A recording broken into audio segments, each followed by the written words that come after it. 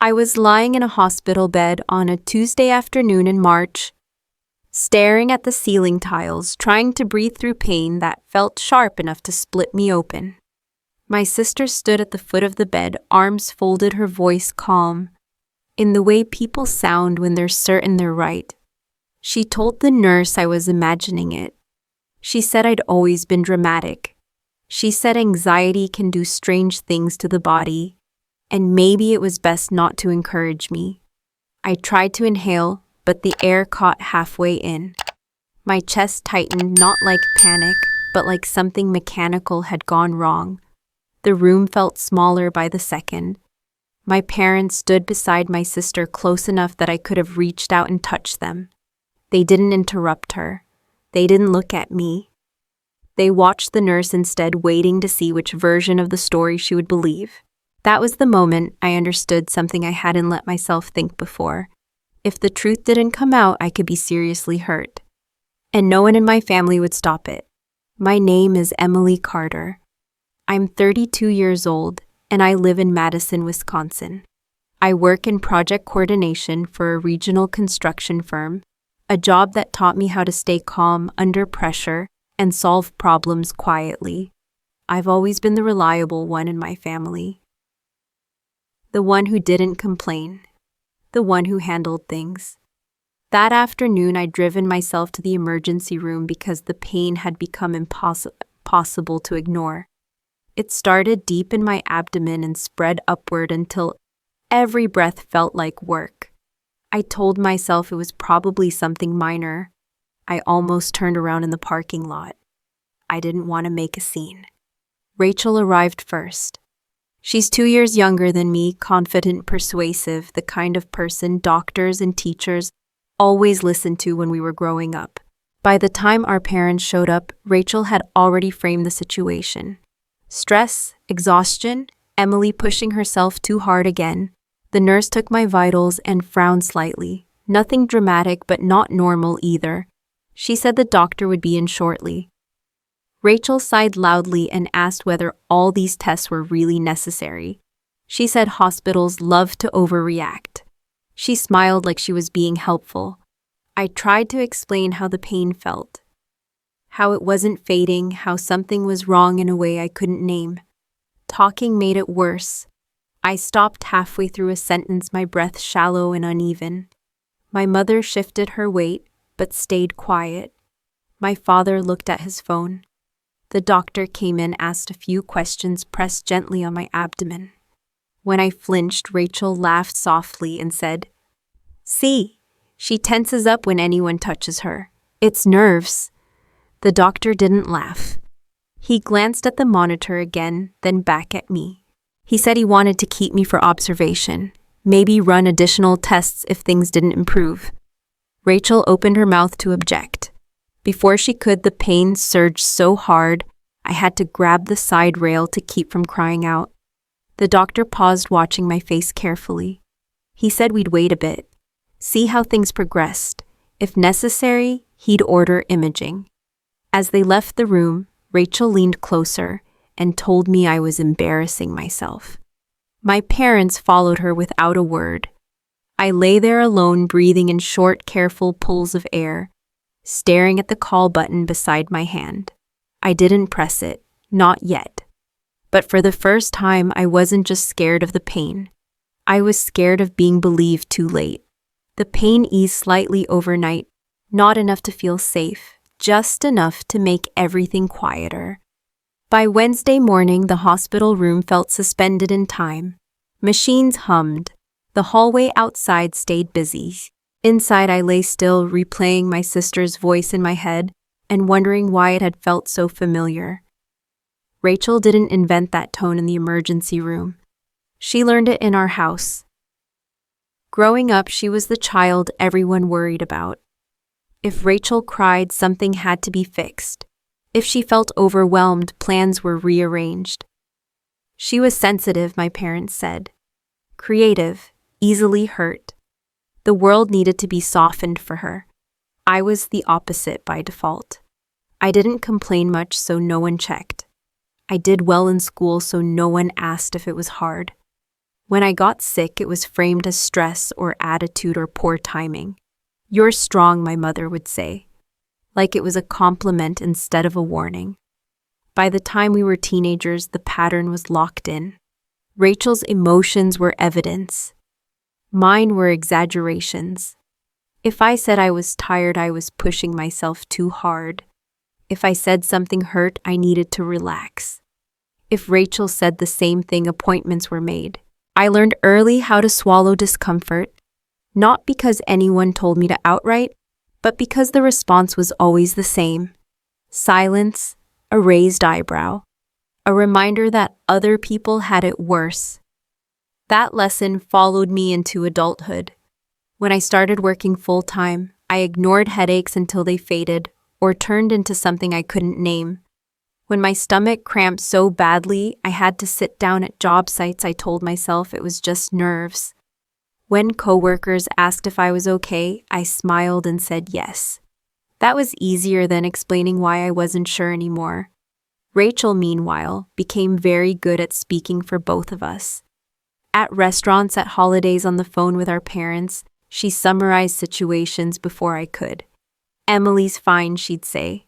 "She just overthinks things." And because she sounded confident, people believed her, including me. Lying in that hospital bed, I realized how often I'd done her work for her, how many times I'd felt something was wrong and talked myself out of it before anyone else had the chance. I remembered the parking lot the day before, my hand on the steering wheel, telling myself I didn't need to go in, that I was being dramatic, that I could wait. That voice hadn't been mine to begin with. My parents visited later that morning. They brought coffee and spoke in low, careful tones like volume alone could control outcomes. My mother asked if I was feeling better. My father commented on the weather. No one mentioned the night before. Rachel didn't come. Part of me was relieved.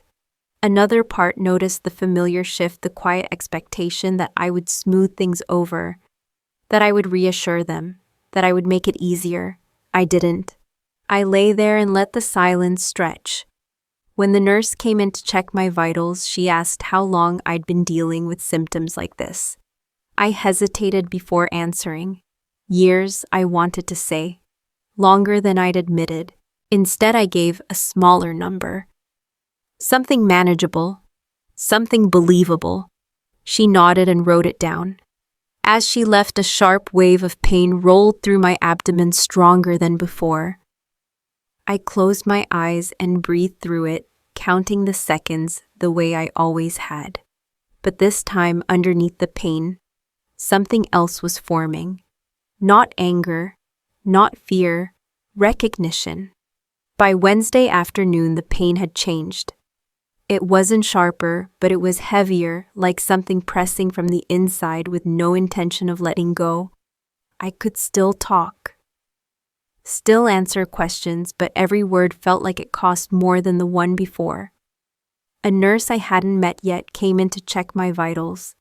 Her name badge read Karen, and she spoke in the calm, practiced tone of someone who had learned not to alarm patients unnecessarily. She wrapped the blood pressure cuff around my arm, clipped the monitor to my finger, and frowned just slightly as the numbers appeared. She didn't say anything at first. She adjusted the cuff, ran it again, then checked my oxygen level a second time. "Have you felt dizzy?" she asked. I told her yes, that I'd been lightheaded on and off since the night before. That breathing felt harder than it should. She nodded and made a note on the chart at the foot of my bed. The chart was already thicker than it had been that morning. When she left, I noticed how carefully she closed the door. The doctor returned not long after. He introduced himself as Dr. Patel, the attending physician for the afternoon shift. He reviewed my chart quietly, his finger tracing the lines of recorded vitals, lab results, timestamps. He asked me the same questions as before, but slower this time, more specific. Where exactly did it hurt? When did it start? Had it ever felt like this before? When I hesitated, he waited. Rachel arrived halfway through the exam. She stepped into the room with the same confidence as the day before, carrying a cup of coffee and a sense of urgency that had nothing to do with me. She greeted the doctor like she belonged there. She told him I'd always had a low pain tolerance. That stress made my symptoms worse, that I'd been working too much lately. Dr. Patel listened, then glanced back at the monitor. The numbers don't quite match that, he said. Rachel laughed, a short sound meant to keep things light. She said numbers fluctuate. That anxiety can throw everything off. Dr. Patel didn't argue. He asked her to step back while he finished the exam. As he pressed gently along my abdomen, the pain spiked again, sudden and involuntary. I gasped before I could stop myself. My heart rate jumped on the screen. I saw it out of the corner of my eye, the green line climbing higher than it had before. This time, Dr. Patel saw it too. He straightened and checked the monitor again. Then he looked at me, not unkindly, but with focus. "I don't like how this is trending," he said. Rachel opened her mouth to respond. He held up a hand. He explained that my vitals had been gradually shifting in the wrong direction. Nothing dramatic on its own, but together they told a story he didn't want to ignore. He said he wanted to order additional labs and consider imaging if things didn't stabilize. Rachel crossed her arms and asked whether that was really necessary. She mentioned radiation, insurance, over-testing. Dr. Patel nodded and said those were valid concerns. He also said missing something serious carried its own risks. After he left, Rachel leaned over me and whispered that I needed to calm down, that I was making things worse by reacting to every sensation. She said I had to trust her. I wanted to tell her that I had trusted her for years. Instead, I stared at the ceiling and watched the monitor's steady rhythm, each beep marking a moment my body insisted on being heard. Later that afternoon, Karen returned with another set of vitals. This time, she didn't hide her concern. She told me the doctor had ordered repeat labs. She said they were going to keep a closer eye on me overnight. Just to be safe, she added. Safe. The word landed differently than it had before. As she adjusted the IV line and checked the tubing, I realized something small but undeniable had shifted. No one had said it out loud yet. No one had named it. But the room felt less like a debate and more like a waiting space. The CT scan was done early Thursday morning before the sun had fully risen. A transport orderly wheeled my bed down. Long, quiet corridors that smelled faintly of disinfectant and burnt coffee. The hospital felt different at that hour. Less hurried, more deliberate, like it was holding its breath. Rachel wasn't there. My parents were. They walked alongside the bed, whispering to each other in low tones, careful not to include me. My mother kept saying everything would be fine. My father nodded as if agreement alone could make it true. In the imaging suite, a technician introduced herself as Megan and explained the procedure in a steady, practiced voice. She spoke directly to me, not over me. That alone felt unfamiliar. She positioned me carefully, asked if I was comfortable, and told me when to hold my breath. I tried to do exactly what she said. As the machine hummed and clicked around me, the pain pulsed in slow, deep waves. I stared at the small red mark on the ceiling and counted silently, grounding myself in the rhythm of my own breathing. I didn't know what they were looking for. I only knew that something inside me was wrong and that it had taken this much effort just to be taken seriously. Afterward, I was wheeled back to my room to wait. Waiting was the hardest part. Time stretched without shape. The pain returned, then receded, then settled into something dull and relentless. A nurse checked in, adjusted my IV, and told me the doctor would be back once the results were reviewed. Rachel arrived just before Dr. Patel did. She looked irritated more than worried, glancing at her phone, asking how long this was going to take. She said she had meetings. She said hospitals always dragged things out. When Dr. Patel entered the room, he wasn't alone. A woman I hadn't seen before followed him in, carrying a tablet close to her chest. He introduced her as Dr. Liu, the radiologist, who had reviewed my scan. The room went quiet in a way I'd never experienced before. Not awkward silence, not tension, something heavier. Dr. Liu stood near the foot of my bed and spoke carefully. She explained what the imaging showed, pointing to areas on the screen I couldn't quite see from where I lay. She used words like significant, concerning, and requires prompt intervention. I watched my parents' faces change as the meaning settled in. My mother's hand went to her mouth. My father sat down heavily in the chair by the window. Rachel didn't speak at first. Her posture stiffened, arms slowly uncrossing, as if her body had forgotten what to do with them. She asked a question about false positives, about whether stress could cause something like this. Dr. Liu shook her head, calm, certain. No one argued after that. Dr. Patel explained the next steps. More tests, a consultation with a specialist, monitoring. He said delaying care could have led to serious complications. I felt something inside me shift, not relief exactly, but a strange hollow validation, the kind that comes with realizing you were right to be afraid. Rachel finally spoke again, this time quieter. She said she hadn't known. She said no one could have known. The words sounded rehearsed already, shaping themselves into something easier to live with. No one responded. As they left the room to make arrangements, I lay there staring at the monitor, its steady rhythm, marking time I hadn't lost after all. The scan images remained on the screen for a moment longer before being turned away. Proof, even briefly, has weight. That afternoon, the nurse returned with paperwork and instructions. I was told I wouldn't be going home anytime soon. My care plan was changing. As the door closed behind her, I realized the room wasn't silent because there was nothing left to say. It was silent because something undeniable had entered it, and nothing could pretend otherwise anymore. By Friday morning, the room no longer felt like a place where opinions mattered. It felt procedural, measured, the kind of space where decisions were recorded and consequences followed. Dr. Patel returned early this time with a stack of papers clipped neatly together. He spoke calmly, outlining what the scan had shown and what the additional labs confirmed. He explained the risks in plain language, what could happen if treatment was delayed, what they were watching for now, and why I wasn't going home anytime soon. As he talked, a woman stepped in quietly and waited near the door. When he finished, he introduced her as Marianne, the hospital's patient care coordinator. She nodded to me and asked if she could sit. Marianne explained her role, making sure patients understood their care plans, helping navigate decisions, documenting concerns when needed. She wasn't there to escalate anything, she said.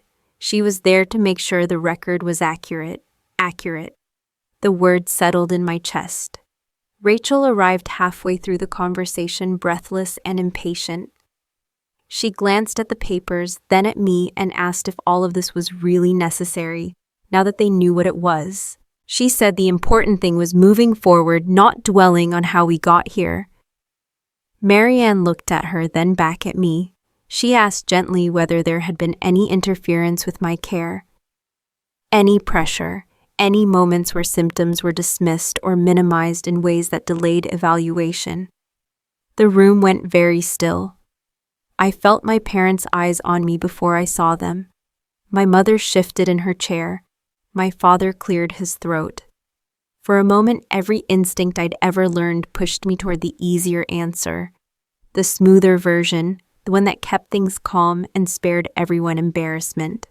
I thought of the parking lot, the steering wheel under my hands, the voice telling me to wait. I didn't want that voice anymore.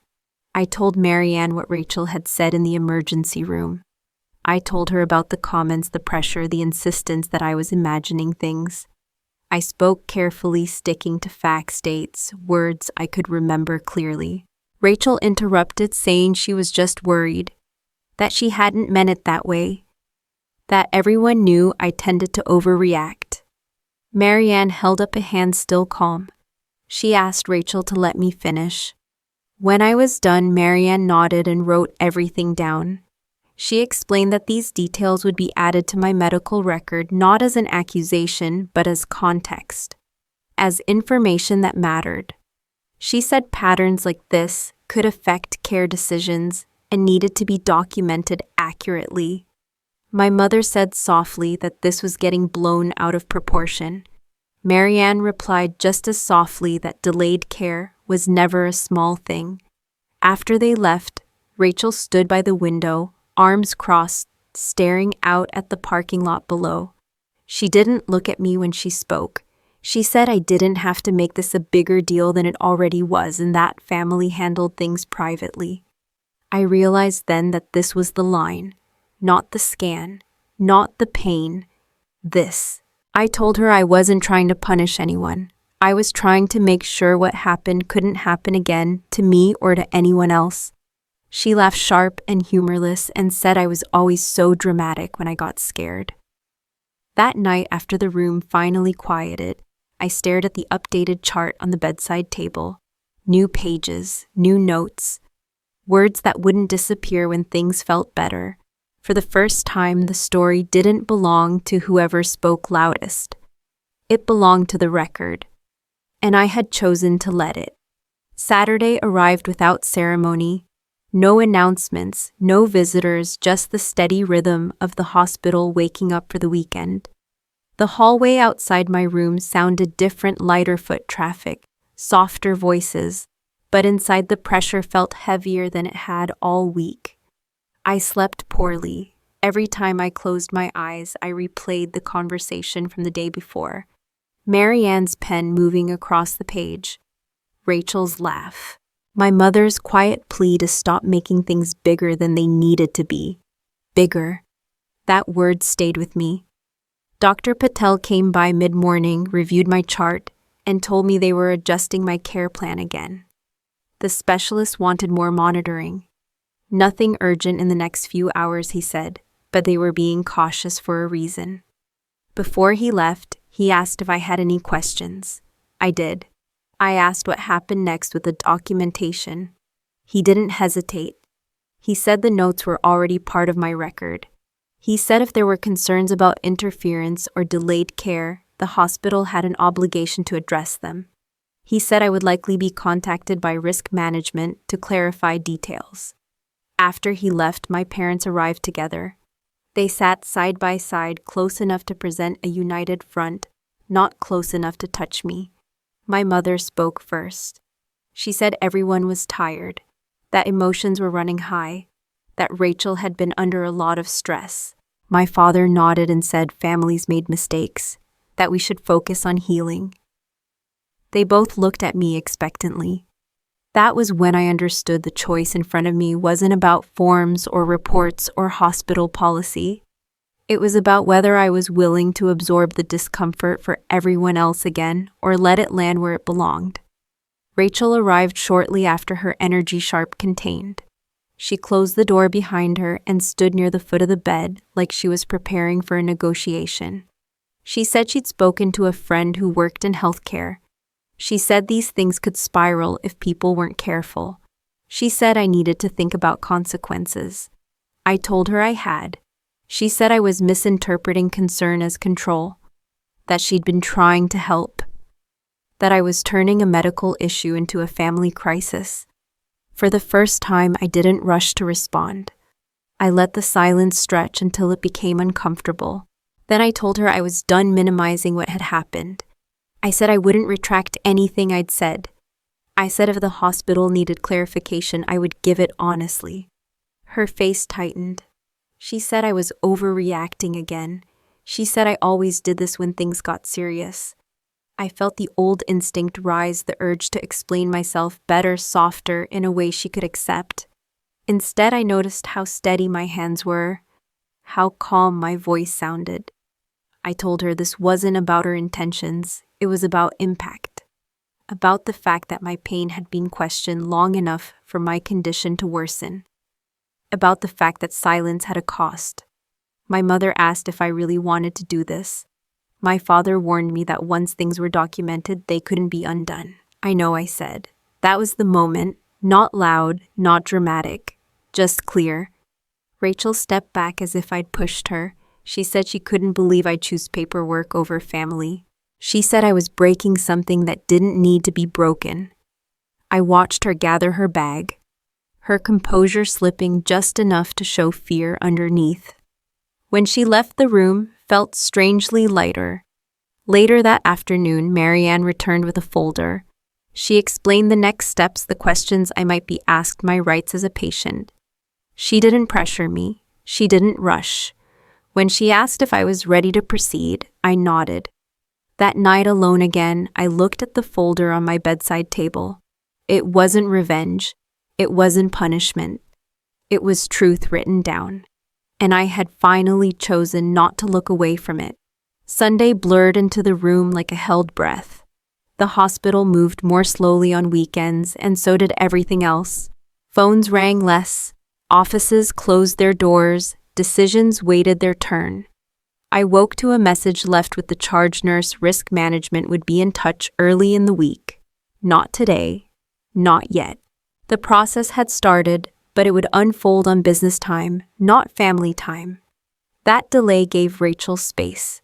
By late morning, my parents were back. They brought pastries from a place we used to stop at on Sundays when we were kids, as if sugar could soften what was happening. My mother placed the bag carefully on the counter and said nothing at first. My father asked how I slept. Then my mother said Rachel had been calling all night. She said Rachel was scared, that she felt blindsided, that she hadn't realized how serious things were, and now she was worried about her job, her reputation, her future. My mother said it like a warning, not a confession. She's been under so much pressure, she added. You know how she is. I did know. That was the problem. An hour later, Rachel texted. She said she wanted to clear the air. She said misunderstandings happen in hospitals all the time. She said she'd spoken to someone who knew how these reviews worked, and they weren't kind to families who didn't present a united front. I didn't reply. The afternoon brought another visit, this time from a man who introduced himself as Evan Brooks, a representative from the hospital's risk management team.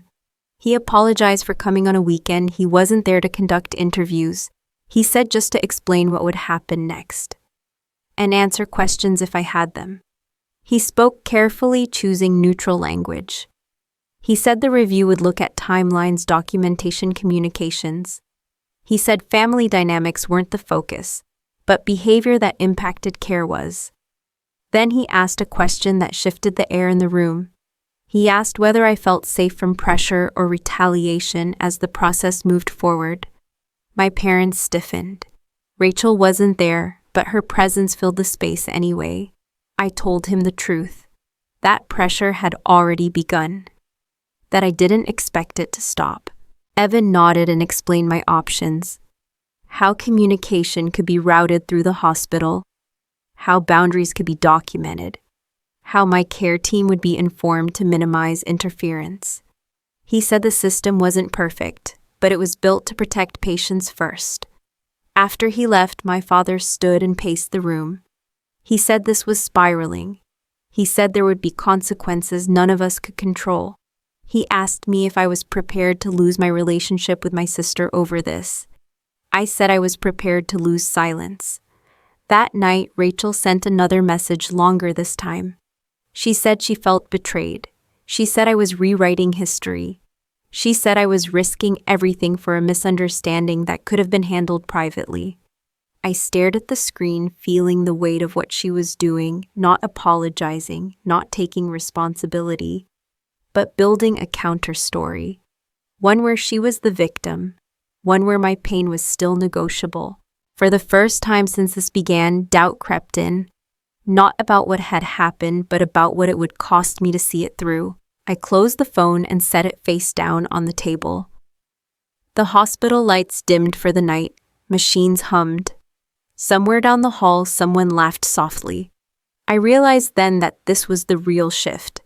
Not the scan, not the paperwork.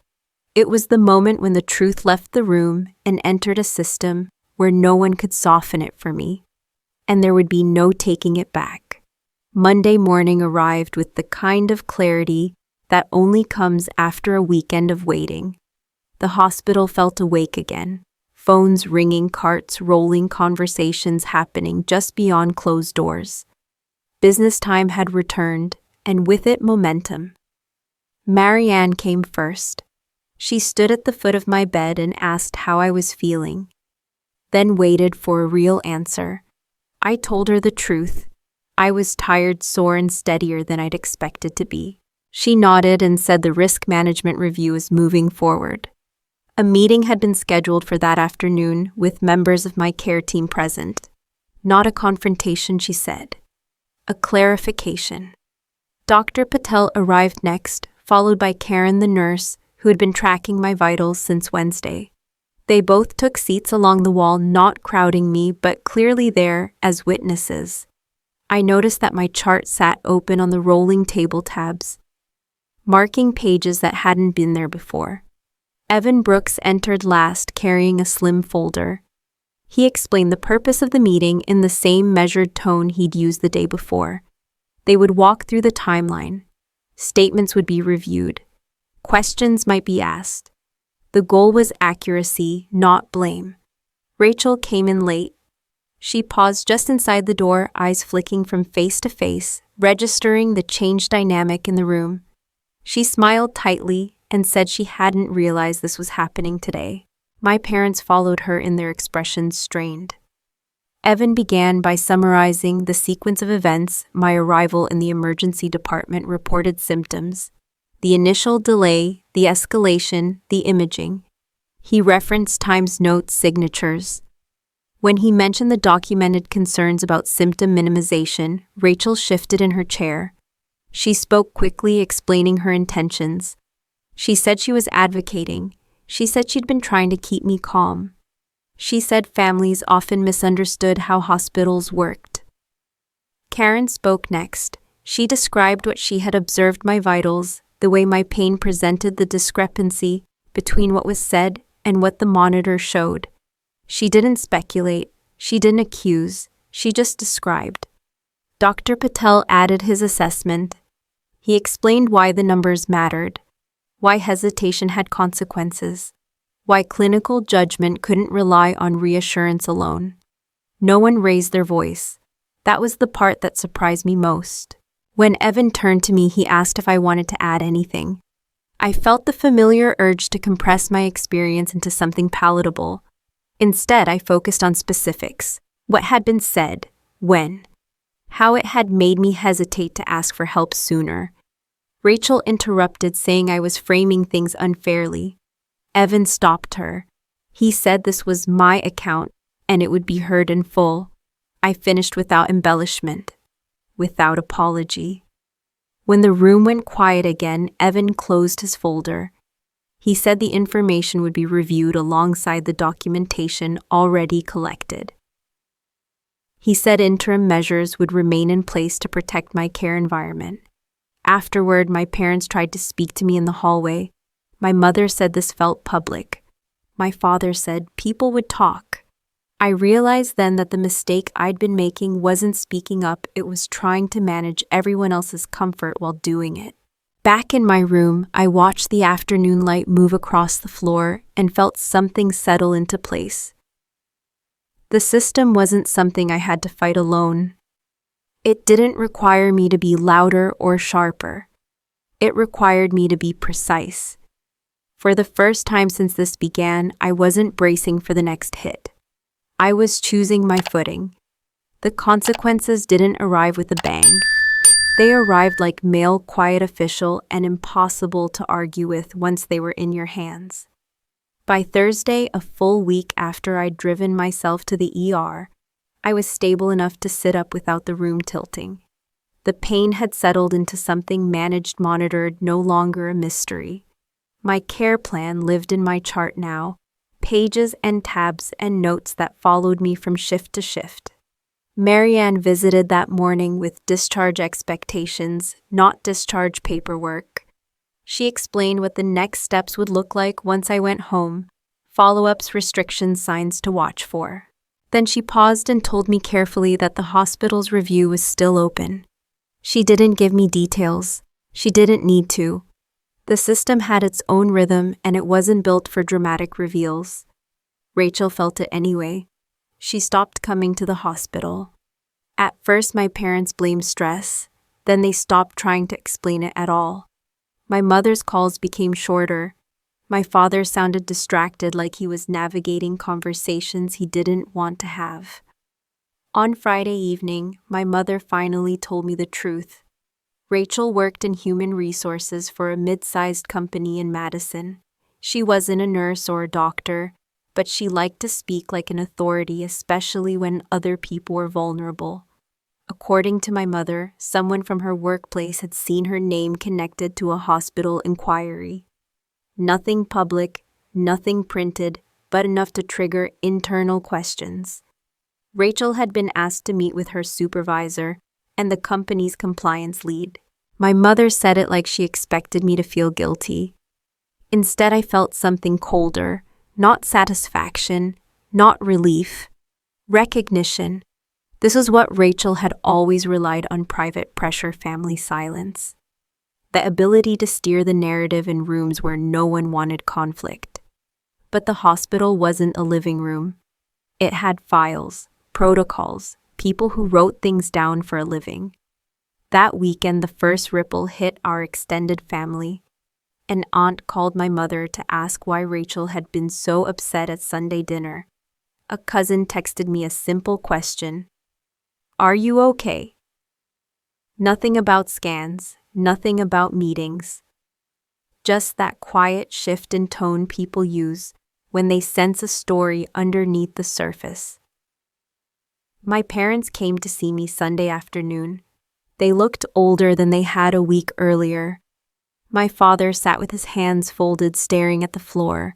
My mother tried to talk about the weather again, and then she stopped, as if she finally realized the old habits weren't working here.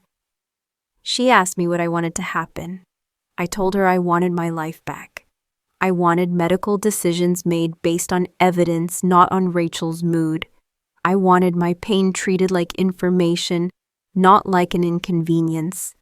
And I wanted the family to stop asking me to carry the cost of keeping things pleasant. My father's voice cracked when he said he didn't know how it got this far. I did. It got this far one quiet moment at a time. Every time they watched and said nothing. Every time they let Rachel speak for all of us. Every time I learned to swallow what I felt so nobody else had to be uncomfortable. After they left, my phone buzzed. A message from Rachel, short, clipped, controlled. She said I'd made her look unstable. She said she hoped I was happy now. I stared at the screen, waiting for the familiar guilt to rise. It didn't. All I felt was the weight of what was still ahead. Not just her consequences, but mine. The relationships I would have to redefine, the boundaries I would have to keep, the version of family I would have to stop chasing. The system had started moving, and nothing, not even Rachel's anger, could call it back. I went home on a Wednesday morning, 3 days after my parents' last visit. The discharge papers were signed, the instructions reviewed, the follow-up appointments scheduled weeks into the future. Nothing dramatic marked the moment, just the quiet understanding that this chapter inside the hospital was over. The drive back to my apartment felt longer than usual. Madison looked the same: familiar streets, early spring trees, still bare people moving through their days without knowing what had almost happened to me. When I unlocked my door and stepped inside, the silence was startling, not lonely, clean. That afternoon, Marianne called to let me know the hospital's review had reached its conclusion. She didn't use names or details. She didn't need to. She told me the findings supported the documentation, that corrective actions had been issued, and that safeguards were now part of my record going forward. She asked if I felt supported. I did. The justice in it wasn't loud. No apology tour. No dramatic reckoning. Just systems doing what they were meant to do once the truth was recorded clearly enough to stand on its own. Rachel didn't call again. I heard pieces of what followed through other people, how she'd taken medical leave, how her workplace had reassigned responsibilities, how family gatherings had grown tense and quiet. I didn't ask for details. Knowing wasn't the same as caring. My parents and I spoke occasionally, carefully. They were kinder now, more tentative, like people learning a language they should have practiced years ago. I didn't rush them. I didn't reassure them either. Boundaries have a way of teaching on their own. Physically healing came in increments. Some days were easier than others. I learned the difference between discomfort and warning signs, between pushing through and listening closely. For the first time, I trusted my body to tell me what it needed and trusted myself to hear it. One evening, a few weeks later, I sat on my couch with the lights off the city, humming softly outside the window. I thought about how much of my life had been shaped by doubt. Not doubt of others, but doubt of myself. How many times I'd ignored pain because it was inconvenient. How often I'd deferred to louder voices because they sounded certain. I couldn't change the past, but I could stop repeating it. Choosing truth over peace hadn't given me a perfect ending. It gave me something better: ownership of my health, of my voice, of the space I took up in the world. I wasn't invisible anymore, not to the system, not to my body, and finally not to myself. That was the healing. If parts of the story felt familiar to you, you're not alone. Many people grow up learning to doubt their own experiences for the sake of keeping peace. If you've ever had to choose between silence and truth, I'd love to hear how you navigated it. Feel free to share your thoughts, and if the story stayed with you, you're welcome to follow along for the next one.